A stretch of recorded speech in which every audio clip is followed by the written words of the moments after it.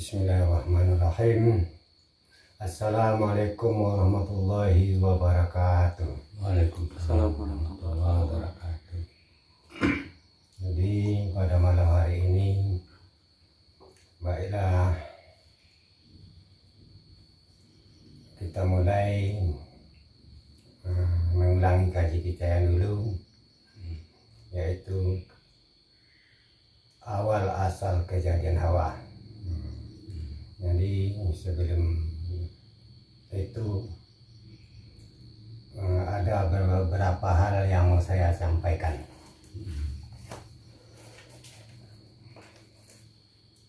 Yaitu masalah pengajian kita ini yang seperti ini kan, tidak sama dengan pengajian atau ceramah yang pada umumnya. Kalau pengajian seperti ini dinamakan dakwah tusiran, yang biasa dilakukan Nabi kita dulunya kan. Jadi di dalam Nabi menjalani dakwah tusiran ini, dia mendatangi rumah sahabat itu kan, itu sebagai tamu. Jadi pengajian itu tidak memakai mukadimah itu. Assalamualaikumnya pun satu kalinya itu. Dia buka kaji kan, dia cukup baca bismillah aja. Nah, itu dakwah tusiran kan. Itu jemaahnya kadang satu, kadang dua. Nggak pakai kitab itu. Kayak ceramah pada umumnya itu kan. Nggak pakai kitab kan. Pengajiannya juga seperti itu. Nah, contohnya kan ada sebuah pengajian kan, kalau mengaji dia satu bab misalnya kan, itu enggak secara keseluruhan disampaikannya, yang mudah dipahami jemaahnya itu, bukan semua disampaikan. Jadi kayaknya terputus-putus lah. Itu memang begitu. Sebabnya yang nggak disampaikan itu di waktu di forum nanti kan, baru diceramahkan baru disampaikan semua. Ya untuk dapat kita pahami kan. Nah seperti itulah, nggak pakai kitab, nggak pakai semiri jubah itu kan enggak. Sedangkan duduk sebagai tamu gini dia tuh pakai sarung kan, pakai apa itu, ini dia Nabi itu. Bukan kayak kita ini pakai kursi, pakai meja, bukan. Nah, dakwah tusiran seperti itulah yang dilakukan Nabi. Artinya dakwah yang disembunyikan, rahasia namanya. Itu. Dakwah tusiran, dakwah yang disembunyikan. Iya, bukan sifat umum itu. Itu makanya kalau di depan umum Nabi ceramah di depan sahabatnya kan, ada salah seorang contoh ini kan yang bertanya kepada Nabi. Kadang tuh 1 hari, kadang 2 hari baru dia jawab pertanyaan tuh. Sebabnya yang ditanyakan itu dalam dakwah tusiran, sifatnya umum. Nah itu. Jadi baiklah, kita mulai pengajian kita itu awal asal kejadian Hawa. Pada waktu itu disebut zatul baut. Bahasa kitanya zat yang segumpal. Tatkala Allah Ta'ala memprogramkan hendak menjadikan sesuatu, maka bergetar ia. Zat itu. Iya, jadi untuk saya jelaskan, cuma sekali itu. Kalau yang lain itu pakai kumpayakun. Faiza arada sayan ayakun la ukun yakun. Jadi yang pakai getar sekali ini ya. Jadi dapat cerita, bergetarlah zat itu, memancarlah cahaya, cahaya putih, indahlah cahayanya, sulitlah diungkapkan dengan kata-kata tentang keindahannya itu, hakikatnya. Jadi untuk mudah dipahamkan, cahaya itu bagaikan air di ujung daun tuh. Air di ujung daun. Iya. Kayak embun lah gitu ya. Iya. Jadi itu air itu berbentuk itu, Untuk itulah untuk Hawa kan layaknya seorang manusia kan. Misalnya juga sama yang disebut Ruhul Azam namanya, ruh yang paling besar. Ruhul Azam. Iya, ruh yang paling besar. Yang paling besar. Seberapa besar tubuh kita, seberapa tinggi tubuh kita, tetap diliputi sama itu. Nggak lebih, nggak kurang. Dipenuhinya ya. Iya. Setelah itu disimpanlah cahaya ini di dalam ilmunya, di dalam ilmu Allah Ta'ala itu. Dalam ilmu kita. Sudah sampai waktunya,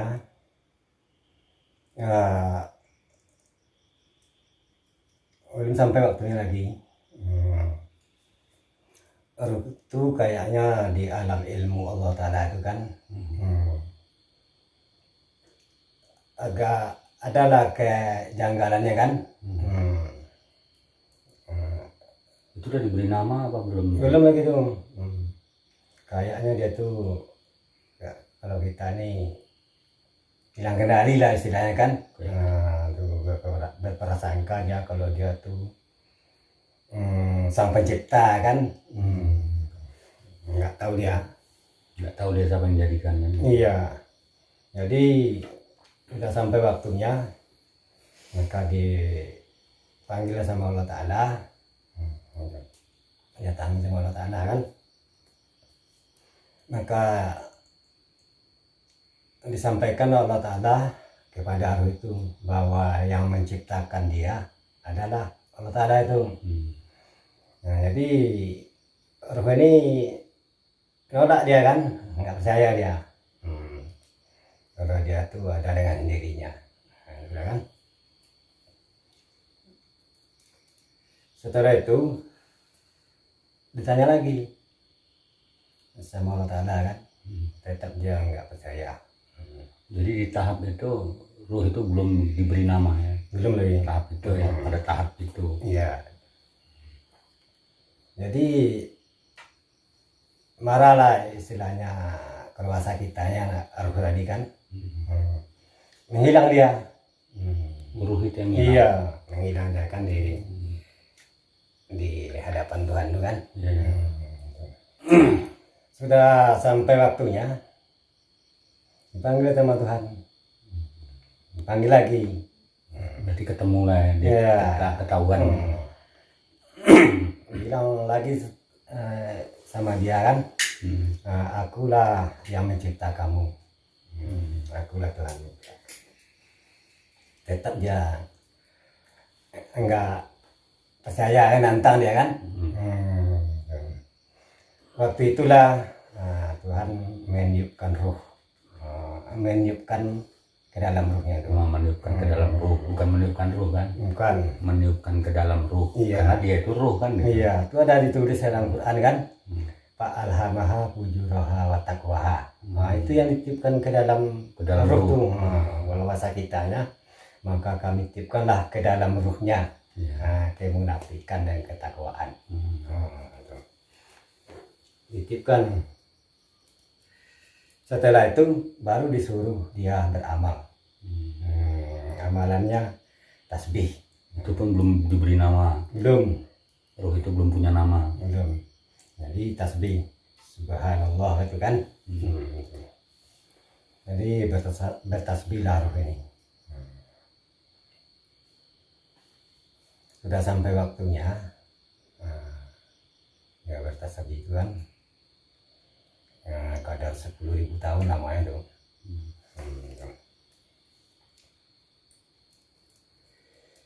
Maka didatangilah Allah Ta'ala. Ya, ditanyakan, akulah Tuhanmu, akulah yang menciptakanmu. Nah di situ masih apa juga lagi kurang yakin juga dia kan. Istilahnya masih ada lah jengkel-jengkel ya. Walaupun udah bertasbih ya. Iya. Jadi disuruh lagi beramal, bertasbih. Jadi ketika dia melihat wajah itu yang indah kan, cantik, bagus kan, Jadi susah lah untuk diungkapkan tentang keindahannya. Keindahannya nggak bisa terungkapkan dengan kata-kata. Setelah itu baru dia melihat ke depan. Nah, lihat dia ke depan nampak dia cahaya. Nengok dia ke belakang nampak juga ada cahaya. Nengok ke kanan nampak juga ada cahaya. Nengok ke kiri nampak juga ada cahaya. Jadi cahaya yang di depan tuh, itulah cahaya Abu Bakar, cahaya sahabat. Setelah itu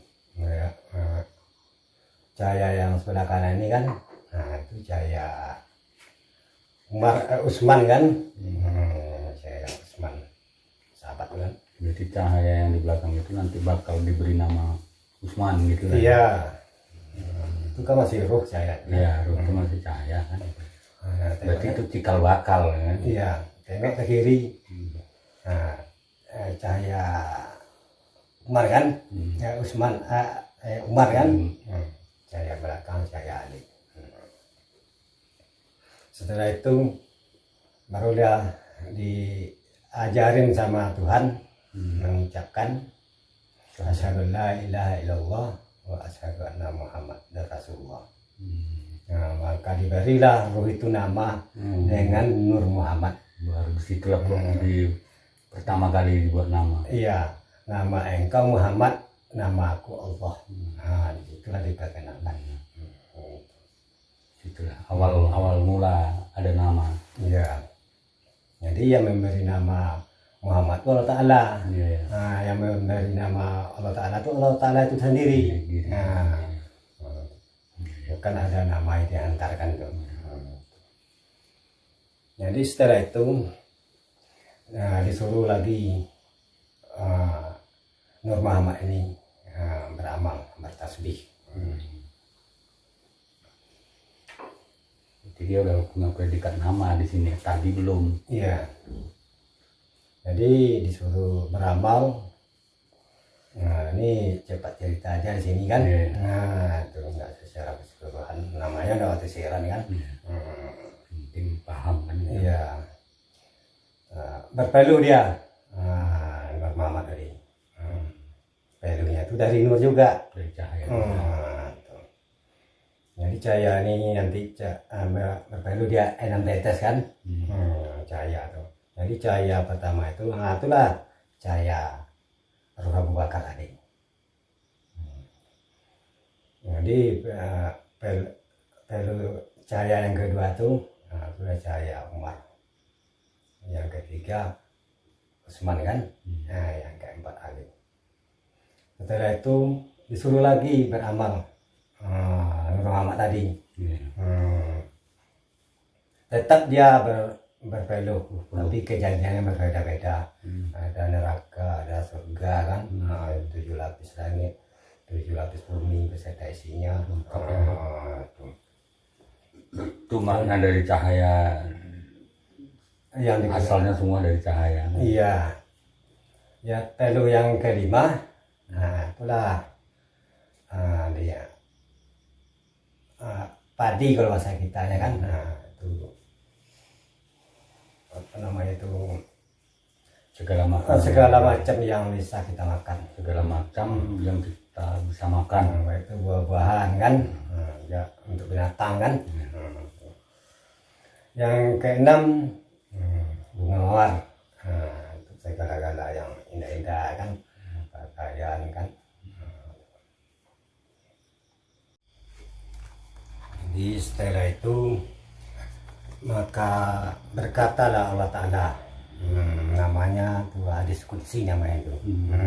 Berkata Allah Ta'ala dalam hadis qudsi berkata kepada Nur Muhammad tadi. Apa katanya? Khalaqtal asya li ajlaka wa halaqtuka li ajala. Jadi artinya, kujadikan sesuatu itu karena engkau Muhammad. Kujadikan engkau karena aku. Jadi yang untuk lebih jelasnya yang sudah saya sampaikan tadi. Intinya ini Adam kan belum disampaikan. Jadi di sini saya Jelaskan. jelaskan juga Adam, Muhammad, Hawa. Nah, jadi yang tiga ini satu dari yang satu. Tuh. Jika sekiranya kita tidak mengetahui, tanyakan pada ahlinya. Satu dari yang satu. Iya. Jadi kita ini cerita nih kan kita masuk ke babak kedua, yaitu cara menzahirkan Hawa. Itu.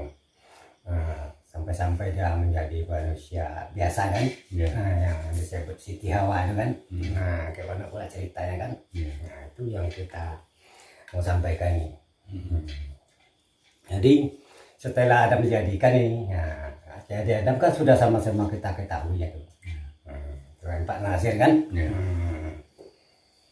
Jadi setelah sempurna kejadian Adam, kan diantar sama mereka kan, pakai Maimun tuh ke surga. Surga itu Jannatul Ma'wa, dekat Sidratul Muntaha itu, surga itu.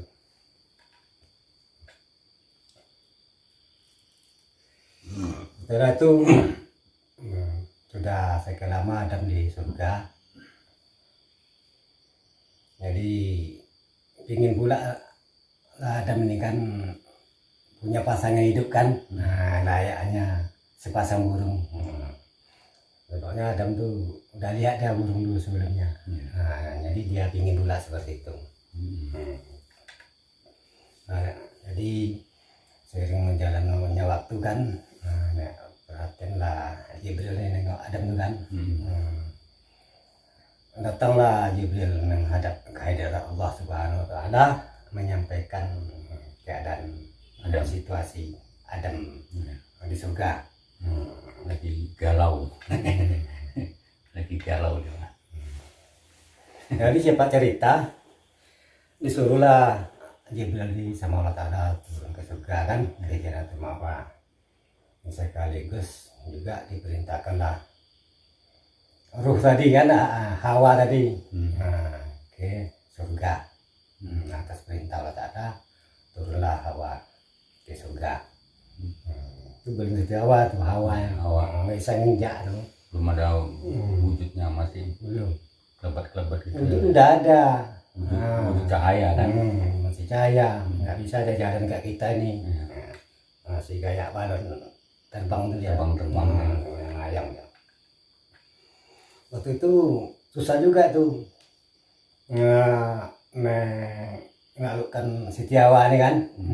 Ada juga agensi-agensinya kan, untuk melahirkan dirinya itu, untuk Manggilnya agak gengsi kan. untuk menemani Adam ini kan. Iya. Jadi atas perintah Allah Ta'ala, memang tak mau terpaksa lah kan. Maka diberilah cepat cerita nih kan, sulit untuk menaklukkan Hawa ini kan. Maka diberilah sebuah nama, tuh. Dipanggillah dengan nama itu atas perintah Allah Ta'ala kan. Jadi Dipanggil nama. kalau payah ditaklukkan panggil nama dia kan. Iya, jangan namanya kan. Masa iya, hai kan gitu kan. Dipanggil lah, dibikin nama dulu. Layaknya seorang. Layaknya seorang kan. Itu. Baru dia turun, disuruh duduk. Maka dia diambillah sama Jibril tulang rusuk Adam. Jadi Jibril tuh mengambil tulang rusuk Adam tuh nggak pakai gunting dia, tuh nggak ada medisnya tuh. Dia pakai jarinya itu kan, mengeluarkan cahaya kayak contohnya kayak laser tuh lah, Sinar laser. tapi kuat, nggak sama dengan cahaya kita ini kan. Nengok cahaya itu aja Adam tuh pingsan. Pingsan Adam tuh. Waktu udah pingsan tuh diambil lah sama Jibril ini tulang rusuk Adam tuh. Menurut ilmunya pula dia kan, diambil, ditutup lagi. Maka ditempuh lah, digenggamnya gini. Tuh. Jadi air. Cair dia kan, Air. jadi cahaya membeku kan. Senang, suka Hawa tuh nengoknya. nggak jelek lagi kan, nggak kotor lagi tanah kan. Nah, kalau adem kan tanah. Hawa tuh nggak suka gitu. Nah itu. Kayak gengsi tadi kan. Maka berfirman Allah Ta'ala, bacakan ini sebelum memasukkan ke ruh Hawa tadi. Maka dibaca ada dalam Quran ayatnya itu. Setelah dibaca, barulah ditiupkan ke dalam ruh Hawa tadi. Ruh yang yang digenggam dari tulang rusuk tadi. Iya. Setelah ditiupkan ruh ke dalam ruh itu, ke ruh Setiawa tadi kan. Tapi itu beberapa waktu itu cahaya yang ditiupkan Adam tadi, Jibril tadi, itu menerbitkan bentuk yang tulang kan, ikuti tulang yang seperti kita ini. Jadi tulang itu menerbitkan daging, urat kan, darah, kulit. Itu. Ini ke waktu. Jadi ditegaskan lagi, tulang rusuk itu digenggam, mencair, jadi cair kan. Itu jadi cair tadi itu jadi cahaya. Cahaya itu ditiupkan ke ruh Hawa. Iya, tapi ada yang baca. Iya, dibaca. Dalam Quran dibaca. Bukan ruh Hawa itu ditiupkan ke cahaya yang dari tulang rusuk itu, bukan kan? Bukan. Kebalik. Setelah itu seiring berjalannya waktu kan, sempurna lah kejadian Hawa ini kan. Dengan rupa yang cantik kan, yang bagus. Baru dia dibawa Jibril ke surga menemui Adam tuh kan.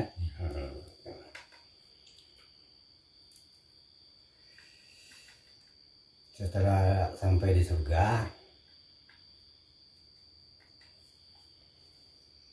dia di Jannatul Ma'wa kan. Gitu. Dibawa dah sama Jibril beberapa temannya kan. Dinikahkan orang tuh. Dinikahkan orang tuh di situ tuh.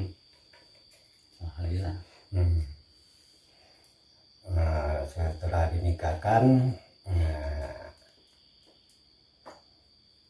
tinggal orang tuh berdua kayak suami istri lah kan.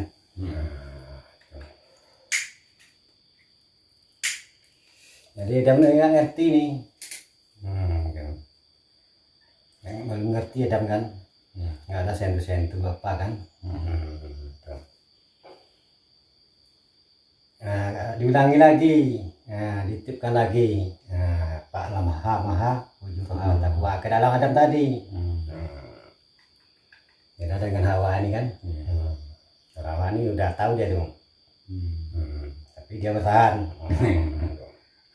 Kalau perempuan ini sifatnya bertahan, bisa menyembunyikan yang 90. Iya. Maka dititipkanlah ke dalam ke bunda-bunda Adam itu kan. Pak Alhamah Fujuraha wa Taqwa. Maka dititipkan pula ke dalam rohnya, ke menafikan dan ke takwa. Setelah itu baru dia ngerti. Kayaknya suami istri kan. Ngerti dia merayu kan gitu. Iya, pandai dia merayu. Berarti karena diilhami itulah maka Adam itu ngerti merayu. Iya kan gitu. Tapi kalau nggak diam aja dia berarti ya. Iya. Sebelum. Iya, nggak tahu dia apa-apa. Nggak tahu apa-apa. Jadi pengajian yang saya sampaikan dari awal sampai akhir ini kan, cuma sampai di situ. Kalau di dalam dakwah tersirat. Jadi kembali kita kepada dalam pengajian yang sudah saya sampaikan tadi kan. Yang satu nama, ya kan. Kalau nama itu saya janganlah dulu disampaikan di sini kan. Jadi kalau nama itu Adam sendiri yang manggil nama istrinya tuh itu. Ya mungkin Adam itu manggil istrinya sama dengan kita, Siti Hawa kan.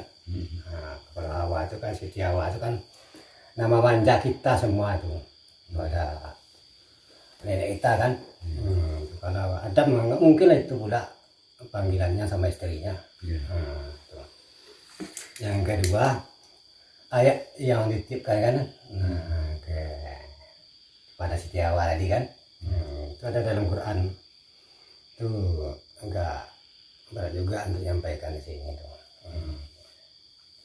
Nanti kedepannya nanti kan pengajian kita akan kita uraikan nanti itu kajian apa itu lagi, manusia itu diciptakan setetes mani kan. Nah itu kan kita buka gitu untuk kedepannya. Buat sekarang ini cukup lah ini yang kita sampaikan dulu. Di mana kurangnya ada ini kan kurang ilmu nih, tuh belum ahlinya nih.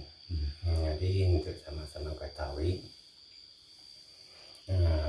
janganlah kita tuh sampai salah paham kan.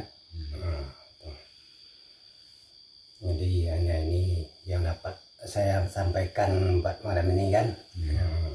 Saya sudahi dengan assalamualaikum warahmatullahi wabarakatuh. Waalaikumsalam warahmatullahi wabarakatuh.